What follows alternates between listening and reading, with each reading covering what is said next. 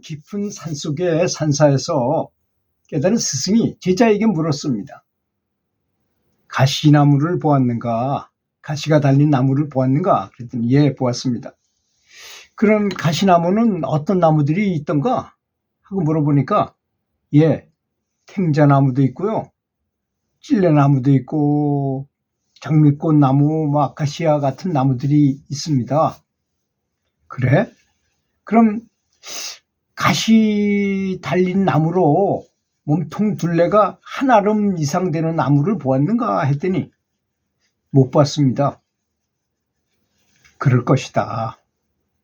가시가 달린 나무는 한 아름 되게 크지 않는다. 그래서 자기를 지키기 위해서 가시를 만드는 것이다.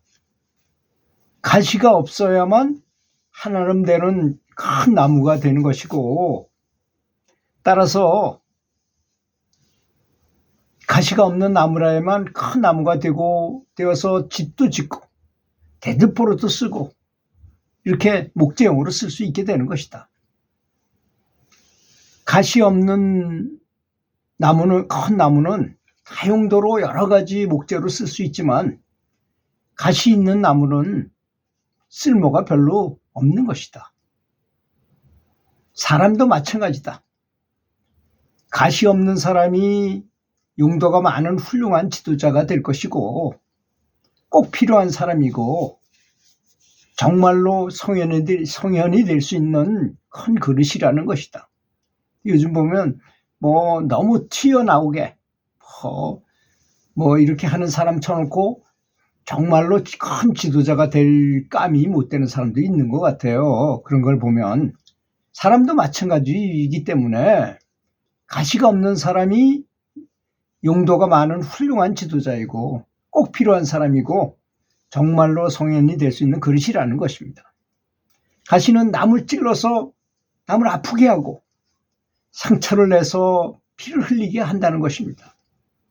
그건 인과응보의 법칙에 의해서 당연히 그런 응보를 받게 된다는 것을 말하는 거죠.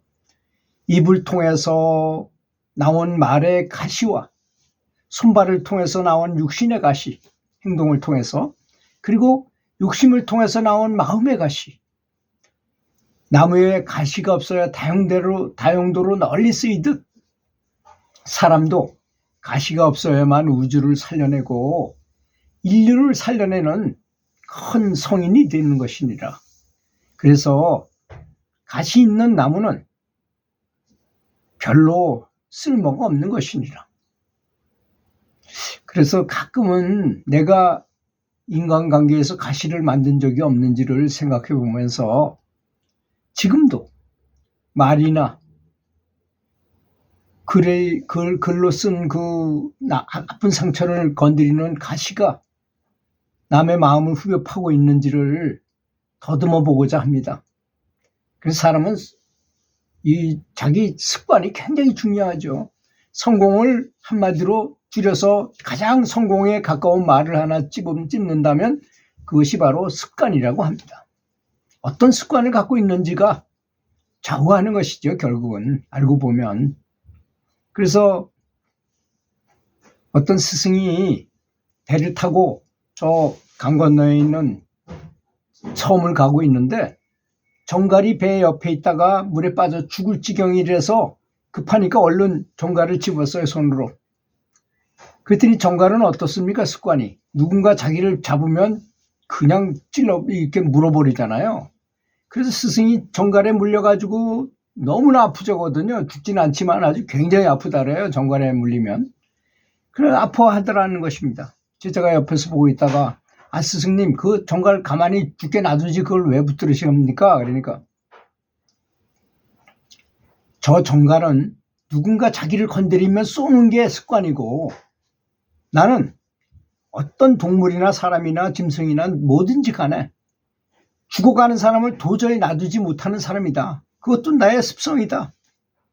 그러니 저 친구를 잡아서 나를 쏘면 내가 아파더라도 나는 습관적으로 그렇게 하게 되고 저 친구는 내가 손을 대니까 자기 몸을 지키기 위해서 쏘는 게 습관이다. 어쩔 수 없다. 우리는 그렇게 괴로워하면서도 3번이나 그 물에 빠져서 죽으려고 하는 정갈을 잡더라는 것입니다. 그런 말을 하면서 그렇게 사람이라는 건 참 세팅되기가, 이 마음의 습관을 갖기가 참 쉽고도 어려운 문제라고 저는 생각합니다.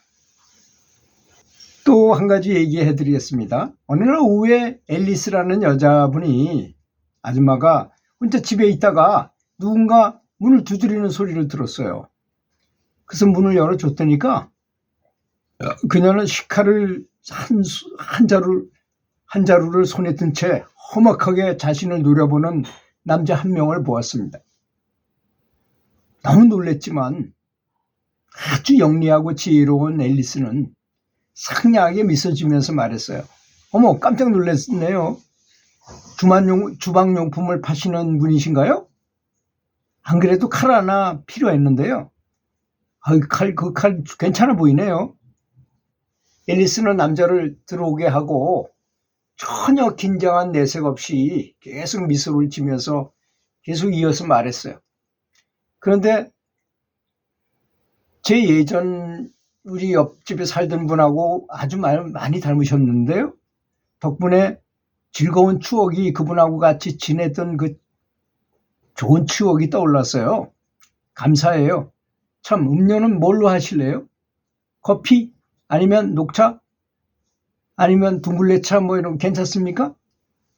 이렇게 흉악한 짓을 하라고, 강도질을 하라고 앨리스의 집을 문을 두드린 그 남자는 그 순간 그 여자의 당당한 태도와 아주 부드러운 그 미소에 눌려가지고 심한 부끄러움을 느끼게 됐어요. 그는 잠시 머뭇거리더니 앨리스에게 한마디 했습니다. 감사합니다. 잠시 후 앨리스는 어쩌면 흉기로 쓰일 뻔한 그 시카를 사는데 오히려 돈을 주고 샀어요. 낯선 남자가 앨리스가 건넨 칼값을 받아들고 살짝 주저하더니 문 쪽으로 걸어갔습니다. 그러더니 갑자기 무슨 생각이 났는지 다시 몸을 돌려 앨리스를 바라보면서 말했어요. 아주머니, 정말 감사합니다. 아주머니께서 제 인생을 바꾸어 주셨습니다. 이 얘기는 하버드대 심리학 강의에 나오는 이야기라고 합니다. 그래서 사람의 미소는 사람의 마음을 열어주는 열쇠와 같다는 것입니다. 우리는 무슨 수행을 해가지고 어떤 경지를 얻으려고 하는 것만 취해가지고 그런 것만 추구하는 사람도 있는 것 같습니다. 하지만 사람에게 가시가 없어야 되고, 다른 사람들에게 누가 내 눈을 찌르면 나도 눈을 찔리겠다. 내 이빨을 빼면 남의 이빨을 빼겠다 하는 그런 인과응보적인 생각에서 벗어나서 이 부인이 한 것처럼 아주 여유 있게, 그러려면 이분의 그 마음 상태가 어때야만 가능하겠습니까? 그것이. 그렇지 않습니까? 우리가 아주 중요한 순간에도, 우리가 죽어가는 순간이라든지 이때가 가장 중요한 거 아니겠습니까? 큰 사업에 실패했다거나 또는 당장 어떤 괴로움이 나에게 닥쳐왔을 때도 전혀 흔들리지 않게 이 앨리스라는 아줌마처럼 전혀 마음이, 강도가 칼을 들고 나왔는데도 전혀 겁먹지 않고 이리 들어오세요. 그 칼 파는 분인가 보죠? 이제 그 칼 사겠습니다. 좋아 보이는데요? 그러면서 칼을 사고 돈도 건네주고. 근데 이 강도가 그렇게 대하는 걸 보고 그 강도도 얼마나 마음이 편했겠습니까? 사람들 강도 칼 들고 와서 돈 내놓으라고 그럴 판에. 근데 그 아줌마가 그렇게 부드럽게 대해주고 차도 한잔 대접하고 돈도 주고 그러니까 나가면서 당신이 나를 구해주고 내 인생을 바꾸겠습니다 라고 말했다는 거 아닙니까? 이게 꼭 무슨 어디 나가서 큰 보시를 하고 돈을 많이 내고 그래야만 보시인 것입니까? 이런 것이 진정한 보시가 아니겠습니까? 이 사람의 마음을 돌릴 수 있었다는 것. 지금 우리의 마음가짐이란, 또 차를 타고 가다가 어떤 사람이 뛰어들기를 해가지고 내가 큰일 날 뻔했어. 그럼 나도 모르게 욕이 나오잖아요, 우리는. 저는 그렇습니다. 욕이 나와요. 그러면 그 욕이 나왔을 때 저는 굉장히 많이 참여를 합니다. 아, 나는 아직 멀었구나. 저런 일이 당하더라도 아, 저 사람이 피치 못할 사정이고 이게 운명이라면 그 전생에 어떤 관련이 있어서 저런 일이 벌어졌고 아, 그렇구나. 욕이 나오는 게 아니라 아, 먼저 가십시오. 끼어들게 하려면 먼저 가십시오. 바쁘시니까. 나는 괜찮습니다. 조금 늦으면 어떻고 뭐 지금 직장도 없고 뭐 백수인데 무슨 관계가 있겠습니까? 먼저 가십시오. 또 다닐 때도 2차선으로 천천히 다닙니다. 빨리 다닐 필요가 전혀 없잖아요. 기름만 많이 따라요. 그래서 구형 제네시스를 타다가 3300cc를 타다가 2500cc 도요타 그 캠리 하이브리드로 바꿨어요. 그랬더니 차를 사가지고 내려오는데 중고차 시장에 수원까지 가가지고 차를 사가지고 내려오는데 벌써 차가 좀 작으니까 아무래도 좀 휘떡휘떡하는 것 같지만 처음에만 그렇고 타고 다니면 똑같습니다. 그러니까 연비도 좋지. 고장도 전혀 없어요. 가격도 싸고. 그러니까 좀 생각해 보여야 될 필요가 있더라고요. 그런 생각을 좀 해야 되지 않겠는가 이런 생각이 들었습니다.